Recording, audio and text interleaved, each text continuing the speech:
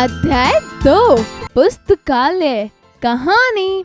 अध्ययन से पूर्व शिक्षक शिक्षिका उपरोक्त चित्र आधार पर बच्चों से यह टिप्पणी करवाएं कि एक अच्छा पुस्तकालय कैसा होना चाहिए। कहानी का मूल तत्व, पुस्तकों के माध्यम से हमें ज्ञान में वृद्धि करते रहना चाहिए। पुस्तकालयों को पुस्तकों का घर कहते हैं। प्राय प्रत्येक विद्यालय या छात्रावास में एक पुस्तकालय होता है। यह वह स्थान होता है जहां पर विषय के अनुरूप पुस्तकों का चयन और संग्रह किया जाता है। पुस्तकालयों की पुस्तकों को तरीके से रैक में सुरक्षित रखा जाता है। उन सारी पुस्तकों की विषय के अनुसार ही सूचियां बनाई जाती हैं और उन्हें किसी रजिस्टर में दर्ज किया जाता है। उस रजिस्टर से ही पता चलता है कि कौन सी पुस्तक किस रैक में किस नंबर पर रखी है। पुस्तकों की लेन देन और पुस्तकालय की देखभाल के लिए 1 या 2 व्यक्ति नियुक्त किए जाते हैं, जिन्हें पुस्तकालय अध्यक्ष या लाइब्रेरियन कहा जाता है। उनकी सहायता के लिए 1-2 कर्मचारी भी नियुक्त किए जाते हैं, जो पुस्तकें निकाल कर देने में सहायता करते हैं और पुस्तक को वापस सही स्थान पर रखते हैं। पुस्तकें मनुष्य की सबसे अच्छी मित्र होती हैं। पुस्तकों से हमारा ज्ञानवर्धन होता है। पुस्तकालय में विभिन्न विषयों यथा कला, विज्ञान, सामाजिक, धार्मिक, राजनैतिक, आर्थिक, इतिहास, भूगोल, ज्योतिष, आयुर्वेद और कथा कहानियाँ आदि की पुस्तकें संग्रहित की जाती हैं। पुस्तकालयों को 3 प्रकार से बताया गया है। प्रथम प्रकार के निजी पुस्तकालय होते हैं, जिसमें कोई भी व्यक्ति जिसकी रुचि होती है उसी अनुसार पुस्तकों का संग्रह करता है। द्वितीय प्रकार के पुस्तकालय सार्वजनिक होते हैं, जिसमें समाज के संपूर्ण वर्ग के लिए पुस्तकों का संग्रहण किया जाता है। तृतीय प्रकार का पुस्तकालय संस्थागत या वर्ग विशेष के लिए होता है। निजी पुस्तकालय व्यक्ति की निजी संपत्ति होती है, जबकि सार्वजनिक पुस्तकालय पर जनता या सरकार का स्वामित्व होता है। निजी पुस्तकालय के स्वामी का यह अधिकार होता है कि वे अपनी पुस्तकें किसी को दे या ना दे, जबकि सार्वजनिक पुस्तकालय में से कोई भी व्यक्ति पुस्तकालय के नियमों के अनुसार पुस्तकालय का सदस्य बनकर पुस्तकें प्राप्त कर सकता है और उसका उपयोग करके उसे वापस कर सकता है।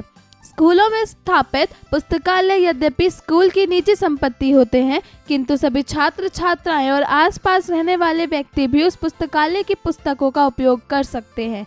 ऐसी पुस्तकालय को संस्थागत पुस्तकालय भी कहा जाता है। यह उनकी निजी संपत्ति होते हैं। विभिन्न संस्थाएं भी पुस्तकालय स्थापित करती हैं। द्वितीय श्रेणी के पुस्तकालय जो सार्वजनिक होते हैं, वहां सामान्यतया आम जनजीवन से जुड़ी पत्र पत्रिकाओं को भी मंगाया जाता है, जिनका अध्ययन पुस्तकालय में बैठकर शांति के साथ किया जाता है। इस प्रकार के पुस्तकालय में बिना रोक टोक या भेदभाव के कोई भी आ जा सकता है। हालांकि उन लोगों को वहां की मर्यादा का ख्याल रखना। पुस्तकालयों से सबसे बड़ा लाभ यह है कि वे व्यक्ति या वे छात्र जो महंगी पुस्तकें नहीं खरीद सकते या संग्रह करने में असमर्थ हैं, पुस्तकालयों से पुस्तकें लेकर अपनी पढ़ाई कर सकते हैं। केवल इस बात का ध्यान रखना जरूरी होता है कि पुस्तकों को किसी प्रकार की क्षति ना पहुंचाई जाए, उस पर कुछ लिखे नहीं, उसकी किसी पृष्ठ या तस्वीर को फाड़े नहीं और उसे छुपाकर चोरी से घर ना ले जाएं। पुस्तकें सार्वजनिक संपत्ति होती हैं, उनकी सुरक्षा करना हमारा परम कर्तव्य है। इन पुस्तकालयों के माध्यम से हम अपने देश की ही नहीं अपितु देश विदेश की संस्कृति को सुरक्षित रखते हैं। ये पुस्तकालय ज्ञान का संचित कोश अपने भीतर समेटे रहते हैं। ये राष्ट्र की धरोहर होते हैं और राष्ट्र की इस धरोहर का उपयोग करना तथा इसे सुरक्षित रखने को सभी को अधिकार है। शब्दार्थ: छात्रावास अर्थात ऐसी इमारत जिसमें विद्यार्थी रहते हों। कर्मचारी अर्थात वेतन पर काम करने वाला। संपत्ति अर्थात धन दौलत। मर्यादा अर्थात सीमा। संग्रहण अर्थात एकत्रित इकट्ठा। सार्वजनिक अर्थात सबके लिए उपयुक्त। धरोहर अर्थात अमानत। कर्तव्य अर्थात करने योग्य कार्य। उच्चारण करें: संग्रह, ज्ञानवर्धक, आयुर्वेद। संग्रहित, सार्वजनिक, राष्ट्र। अध्ययन, संस्थागत। अध्यापन संकेत: पुस्तकालय सामाजिक तथा मानसिक क्रियाओं की अभिवृद्धि का स्थान होता है। पुस्तकालय जाने के लिए छात्रों को प्रेरित करें। अभ्यास कार्य: जरा बताइए। प्रश्न 1, दिए गए प्रश्नों के उत्तर बताइए। क, पुस्तकालयों को कितने प्रकार में वर्गित किया गया है? उत्तर, पुस्तकालयों को 3 प्रकार से वर्गित किया गया है। निजी पुस्तकालय, सार्वजनिक पुस्तकालय, पुस्तकालय संस्थागत। ख, मानव का पुस्तकों से क्या संबंध है? उत्तर, मानव का पुस्तकों से बहुत गहरा संबंध है। पुस्तकें मानव सभ्यता का एक महत्वपूर्ण अंग है जो विचारों, ज्ञान, विवेक, उपलब्धियों, इतिहास और विभिन्न विषयों से जुड़ी जानकारी प्रदान करती है। ग, सार्वजनिक पुस्तकालय किसकी संपत्ति है? उत्तर, सार्वजनिक पुस्तकालय जनता की संपत्ति है। इस पर जनता या सरकार का स्वामित्व होता है। घ, पुस्तकों के संग्रहण के स्थान को क्या कहते हैं? उत्तर, पुस्तकों के संग्रहण के स्थान को पुस्तकालय कहा गया है। ड़, पुस्तकालय की देखरेख कौन करता है? उत्तर, पुस्तकालय की देखरेख के लिए 2 व्यक्ति नियुक्त किए जाते हैं जिन्हें पुस्तकालय अध्यक्ष कहा जाता है तथा सहायता के लिए 1 या 2 कर्मचारी भी नियुक्त किए जाते हैं जो पुस्तकों को निकाल कर देने में तथा सही स्थान पर वापस रखने में सहयोग करते हैं। जरा लिखिए। प्रश्न 2, दिए गए प्रश्नों के उत्तर लिखिए। क, पुस्तकों का संग्रहण पुस्तकालय में किस प्रकार से होता है? पुस्तकालय में पुस्तकों का संग्रह सही तरीके से रैक में सुरक्षित करके किया जाता है। उन सारी पुस्तकों के विषय के अनुसार ही सूचियां बनाई जाती हैं और उन्हें किसी रजिस्टर में दर्ज किया जाता है। उस रजिस्टर से ही पता चलता है कि कौन सी पुस्तक किस रैक में किस नंबर पर रखी है। ख, पुस्तकालयों के द्वारा हमें किस प्रकार के लाभ होते हैं? लिखिए। उत्तर, पुस्तकालय से सबसे बड़ा लाभ यह है कि वे व्यक्ति या वे छात्र जो महंगी पुस्तकें नहीं खरीद सकते हैं या संग्रह करने में असमर्थ हैं, पुस्तकालय से पुस्तक लेकर अपनी पढ़ाई कर सकते हैं। ग, तृतीय श्रेणी तथा द्वितीय श्रेणी के पुस्तकालय में कोई 2 अंतर लिखिए। उत्तर, द्वितीय श्रेणी के पुस्तकालय सार्वजनिक पुस्तकालय होते हैं। यह आम जनता या सरकार के स्वामित्व रहते हैं और तृतीय प्रकार का पुस्तकालय संस्थागत या वर्ग विशेष के लिए होता है। घ, निजी पुस्तकालय से आपका क्या तात्पर्य है? लिखिए। उत्तर, निजी पुस्तकालय व्यक्ति की निजी संपत्ति होती है। इसमें कोई भी व्यक्ति जिसमें रुचि होती है उसी अनुसार पुस्तकों का संग्रह करता है। प्रश्न 3, उचित विकल्प का चयन करके सही का निशान लगाइए। क, पुस्तकालय का शाब्दिक अर्थ क्या होता है? पुस्तकों का घर, पुस्तक रखने का स्थान, पुस्तक बिक्री का स्थान, इनमें से कोई नहीं। उत्तर, पुस्तक रखने का स्थान।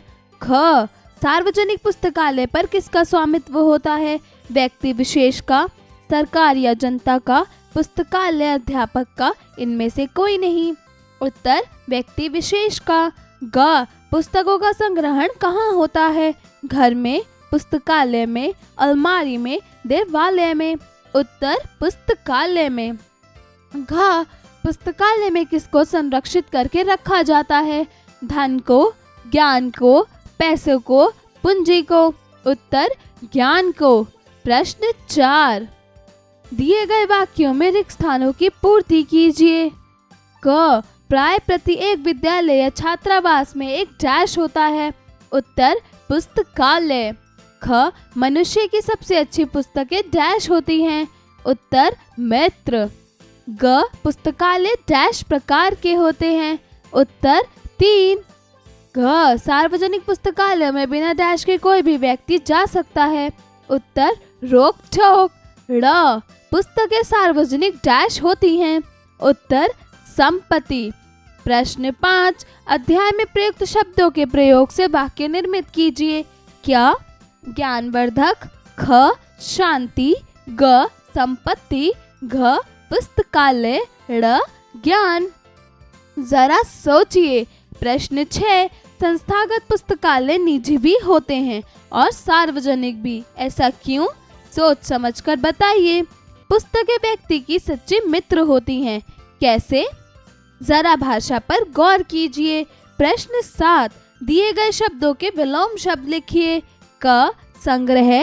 उत्तर, अपग्रह। ख, मित्र। उत्तर, शत्रु। ग, रुचि। उत्तर, अरुचि। घ, सार्वजनिक। उत्तर, निजी। ड़, नियुक्त। उत्तर बर्खास्त। च महंगी, उत्तर सस्ती। छ संचित, उत्तर वितरित। ज समर्थ, उत्तर असमर्थ। प्रश्न 8, दिए गए वाक्यों में उचित विराम चिन्ह का प्रयोग कीजिए। क तुम मुझे खून दो, मैं तुम्हें आजादी दूंगा। ख वह कितना सुंदर दृश्य है। ग स्वस्थ व्यक्ति रक्तदान कर सकता है। घ मानव शरीर में रक्त कणों का क्या काम है। ड़ बी जग कबीर दास के द्वारा रचित ग्रंथ है। प्रश्न 9, दिए गए शब्दों के 3 पर्यायवाची शब्द लिखिए। क कर्मचारी, उत्तर काम करने वाला, कार्यकर्ता, कामगार। ख नितांत, उत्तर एकदम, अत्यधिक, अत्यंत। ग संस्था, उत्तर संस्थान, एसोसिएशन, अधिष्ठान। घ संस्कृति, उत्तर तहजीब, सभ्यता, संस्कार। ड़ कोप, उत्तर रोष, क्रोध, गुस्सा। जरा रचनात्मक कार्य कीजिए। प्रश्न 10, पुस्तकालय राष्ट्र की धरोहर होते हैं, इस विषय में कक्षा पर चर्चा कीजिए। प्रश्न 11, आपके स्कूल के पुस्तकालय में किन कवियों की रचनाओं का संग्रह है, सूची बनाकर कक्षा में चर्चा कीजिए। जरा दिमाग लगाइए। प्रश्न 12, दिए गए पुस्तकालयों को पहचान करके बताइए कि ये सभी कहाँ स्थित हैं। State library of Victoria, library of Congress, royal generation library, Russian state library, Trinity college library.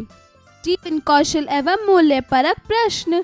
प्रश्न 13, पुस्तकें मानव के आध्यात्मिक जीवन का आधार होती हैं, क्या आप इससे सहमत हैं?